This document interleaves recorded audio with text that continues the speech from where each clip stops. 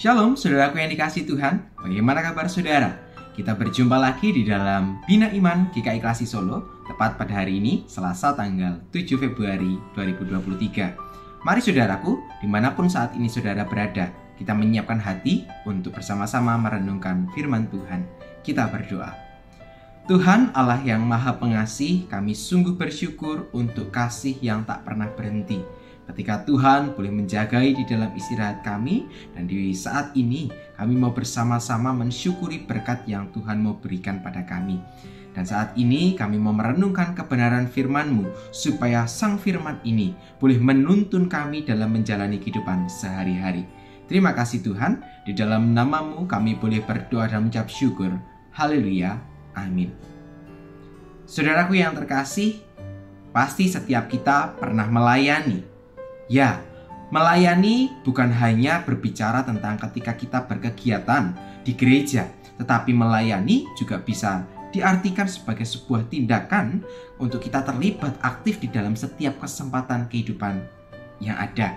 Bukankah juga kemarin hari Minggu kita juga bersama-sama belajar bagaimana kita dinyatakan sebagai terang dan garam dunia supaya kehidupan kita terus berdampak. Maka melayani bisa menjadi sebuah kesempatan untuk kita boleh belajar memposisikan diri kita. Atau mungkin kita juga bisa menjadikan melayani sebagai sebuah kesempatan untuk kita belajar semakin bertumbuh. Dan terakhir, melayani juga bisa menjadi sebuah kesempatan untuk kita menerapkan firman Tuhan di dalam setiap kegiatan, aktivitas yang kita lakukan. Namun, seringkali ketika kita melakukan pelayanan, mungkin ada beberapa hal yang membuat kita kecewa. Ketika mungkin dalam pelayanan kita berjumpa dengan orang-orang yang susah untuk diajak kerjasama, atau mungkin dalam beberapa kesempatan dalam pelayanan kita mengalami kekecewaan karena apa yang kita planningkan tidak berjalan sesuai dengan yang kita rencanakan. Yang kemudian pelayanan itu kita menjadi kecewa, kita menjadi kesal, dan bahkan kita mengatakan, sudah, saya mau mengundurkan diri dari pelayanan. Saya merasa cukup dengan pelayanan ini. Maka dari pengalaman ini, mari bersama-sama kita belajar dari firman Tuhan yang terambil di dalam 2 Korintus pasal yang keempat, ayat yang kelima sampai dengan yang keenam. Demikianlah firman Tuhan. Sebab bukan diri kami yang kami beritakan, tetapi Yesus Kristus sebagai Tuhan, dan diri kami sebagai hamba-Mu karena kehendak Yesus. Sebab Allah yang telah berfirman, dari dalam gelap akan terbit terang. Ia juga yang akan membuat terangnya bercahaya di dalam hati kita, supaya kita beroleh terang dari pengetahuan tentang kemuliaan Allah yang nampak pada wajah Kristus. Saudaraku yang terkasih, ini merupakan salah satu surat yang kemudian dituliskan oleh seorang Paulus pada jemaat di Korintus. Kita bisa mendengar bagaimana pengalaman Paulus dalam melayani jemaat di sana. Dan kita mau belajar tentang bagaimana pengalaman Paulus tentang pelayanan. Sebab pelayanan yang dilakukan Paulus di jemaat Korintus bukanlah sebuah pelayanan yang mudah.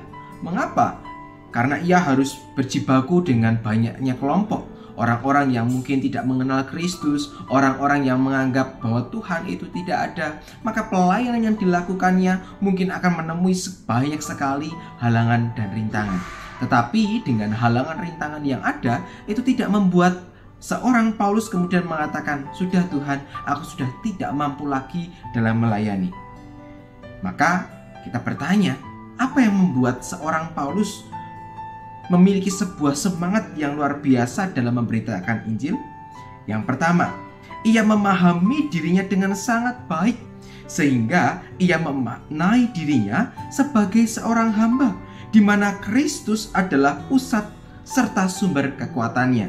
Itulah yang kemudian yang dikatakan di ayat yang kelima, sebab bukan diri kami yang kami beritakan, tetapi Yesus Kristus sebagai Tuhan, dan diri kami sebagai hamba-Mu karena kehendak Yesus. Maka kita menghayati seperti yang kemudian dihayati juga oleh Paulus, bagaimana pusat dari pelayanan itu bukan kepada diri kita, tetapi Kristus Yesus yang menjadi pusat dari segala sesuatunya. Maka ia tidak terjebak di dalam kemegahan diri atau mencuri kemuliaan Tuhan. Yang kedua, Di sini kita bisa belajar bagaimana pengalaman dari seorang Paulus yang memurnikan semangat pelayanannya. Dalam segala kondisi, ia tahu bahwa Allah akan senantiasa menolongnya. Pengalaman-pengalaman mungkin ia harus berjumpa, ia harus dipenjarakan, ia harus mengalami penderitaan. Tetapi di dalam kegelapan itu ia percaya bahwa ada cahaya yang akan menolongnya, yang akan menuntunnya. Itu yang kemudian dikatakan di ayat yang ke-6. Dari dalam gelap akan terbit terang. Ia memahami bahwa di tengah segala kesulitan yang terjadi, ia tahu bahwa Yesus akan selalu menolongnya. Saudaraku yang terkasih, dari ayat ini, dari kisah pengalaman Paulus, apa yang bisa kita pelajari? Saya mencatat ada 2 hal. Yang pertama, mari kita belajar untuk jangan tertipu dengan pujian-pujian yang membuat kita kemudian berbesar kepala, sehingga bisa berpotensi untuk kemudian mencuri kemuliaan nama Tuhan. Ini menjadi satu hal yang harus kita hati-hati, ya. Maka jangan terjebak, ya, supaya kita terus memurnikan pelayanan kita, bukan karena kita, bukan karena kekuatan kita, bukan karena kehebatan kita, bukan karena begitu menakjubkan talenta kita kemudian orang-orang merasa terberkati, tetapi semua itu adalah karena kebaikan Tuhan. Dan sekali lagi, semuanya hanya demi kemuliaan nama Tuhan saja. Yang kedua, mari kita belajar untuk jangan pernah patah semangat dalam melayani. Maka gunakanlah setiap kesempatan pelayanan untuk membuat kita benar-benar mengalami pertumbuhan, mengalami yang namanya kedewasaan iman. Jadi mungkin ketika pelayanan kita harus mengalami kesusahan, kita mengalami untuk berjumpa dengan orang-orang yang susah untuk kita ajak bekerja sama. Maka jadikan kesempatan itu untuk kita belajar mengendalikan emosi, belajar mengendalikan diri, dan yang penting belajar untuk tetap mengasihi kepada orang-orang yang ada di sekitar kita.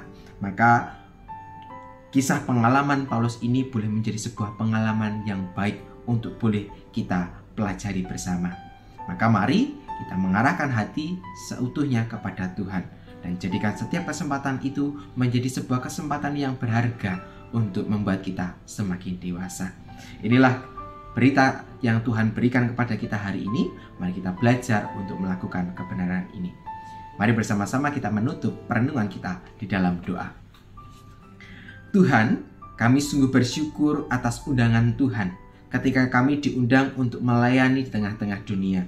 Maka Tuhan, kami memohon hikmat-Mu supaya kami bukan hanya menjadi pendengar, namun menjadi pelaku firman-Mu.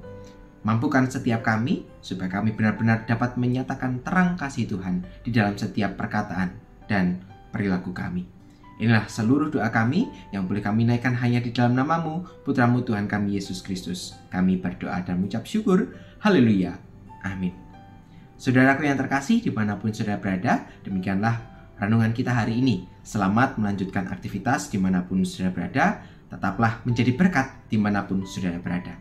Tuhan Yesus memberkati kita semua. Sampai jumpa.